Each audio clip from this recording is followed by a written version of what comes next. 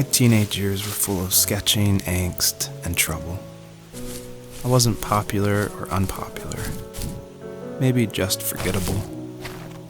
I guess that gave me a sense of freedom, so I hung out with crazy kids, doing crazy things, even though I mostly just watched the chaos ensue. We did it all. Put fireworks in mailboxes, hide roadkill in people's garages, break windows of the barber shop in Anchorage. My dad was furious, but he was so busy working he couldn't do much to stop me from going out. I think being an adult means there's no one to stop you making hard decisions. He had to make a living, and he couldn't be in two places at once. Yeah, I realize that now. But at the time, I was sure he was more interested in growing his business than what was going on with me.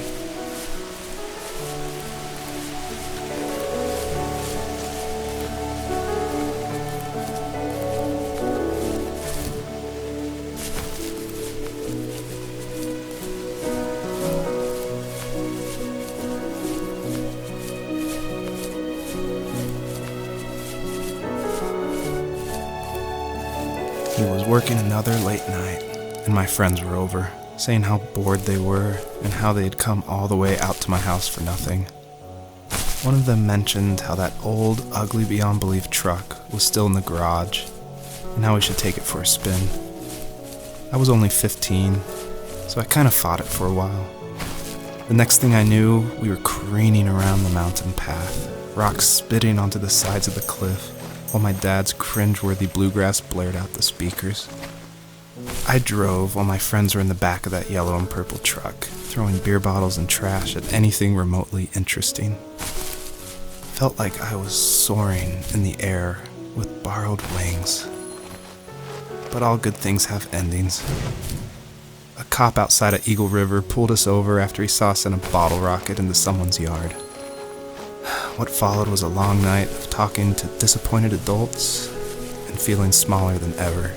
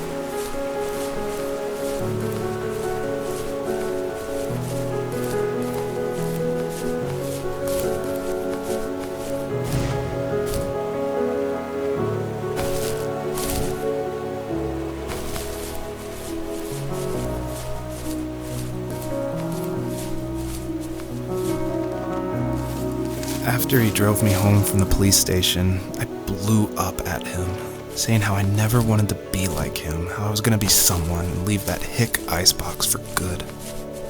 He just looked forward at the road with tired eyes. I took out that bluegrass tape from the cassette deck and chucked it out the window. In my sage teenage wisdom, I thought I had proved the ultimate point, but my dad had a different idea. He slammed the brakes, slowly bowed his head while gripping the steering wheel, and finally looked at me. All he said, like it was a polite request, was, "Make this right." I sat there in silence, fuming, but I eventually got out and combed every square inch of the woods, muttering profanity after profanity. I found it 30 minutes later, near a small waterfall off the road. I went back to the truck, put the wet tape back in, and sure enough it worked. We didn't speak another word to each other the rest of the night. Wow, I knew you were a crazy teenager, but It's hard to believe, isn't it? It surprises me too. It's like I didn't really know who that kid was back then. I bet my dad thought the same thing over and over. It's almost like he was saying, make this right to himself, more than to me.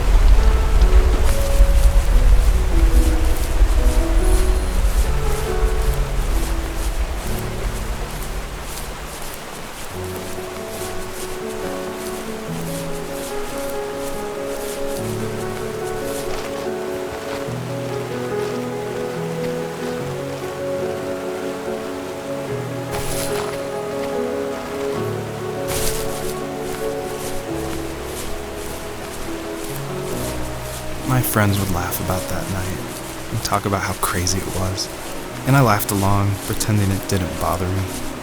But it did. I imagined my friends growing old in the bush, unable to find that thrill in those godforsaken ice fields. It's like those mountains were a literal wall, keeping me from leaving, where all I would have to look forward to are lumber yards and evening beers. I had to climb over it. That was my only goal for a long time.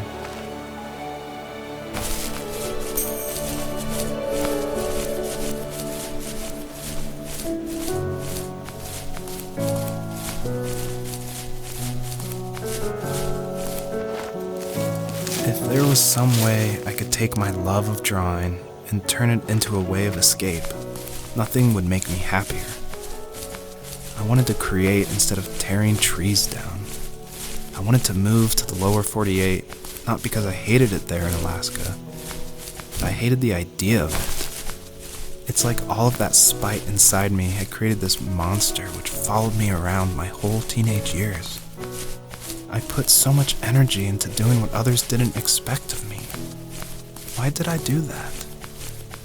there's one fact you're forgetting, though. If you didn't have that fire in you, we probably would have never met. You're absolutely right. Maybe the destination is all that matters in the end. But then why am I awake? Why am I seeing this fox go on her journey? And why can't I stop thinking about my dad?